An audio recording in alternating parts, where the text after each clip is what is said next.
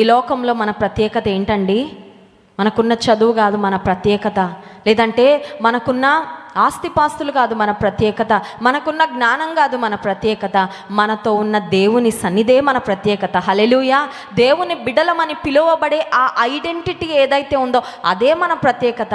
మోషే అడుగుతున్నాడు, దేవా మేము సమస్త ప్రజలలో నుండి ప్రత్యేకింపబడిన వారం కదా, ఆ ప్రత్యేకతే మాకు కొనసాగాలయ్యా. We want to remain in that uniqueness. ఆ ప్రత్యేకతలోనే మేము నిలిచి ఉండాలి, ఆ ప్రత్యేకతలోనే మేము సాగాలి. రక్షణ పొందిన తర్వాత మనం ప్రత్యేకించబడిన వారం అని బాగా గుర్తుంటుంది. కానీ కొంతకాలం అయిన తర్వాత కల్తీ అయిపోతూ ఉంటారు కొంతమంది కదండి.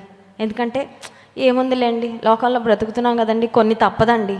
వాళ్ళ కోసం వీళ్ళ కోసం వాళ్ళు ప్రెషర్ చేశారు, వీళ్ళు అడిగారు, నేను కాదని లేకపోయాను, నేను వద్దని లేకపోయాను, అందుకని కలిసిపోయానండి, అందుకని అలా చేసేసానండి అని కొన్నిసార్లు మన ప్రత్యేకతను మనం కోల్పోతూ ఉంటాం. కానీ మోషేకున్న డిజైర్, మోషే యొక్క హృదయవాంఛ ఏంటంటే మా ప్రత్యేకత మాకు కావాలి, మా ప్రత్యేకతలోనే మేము సాగాలి. నీ సన్నిధే మాకు ప్రత్యేకత, నీ తోడే మాకు ప్రత్యేకత, నీ సన్నిధే మమ్మల్ని లోకంలో ఉన్న వారి నుండి వేరుపరిచేది. And we want to remain in it all the days of our lifes. మా జీవితకాలం అంతా దానిలో మేము కొనసాగాలని కోరుతున్నాము.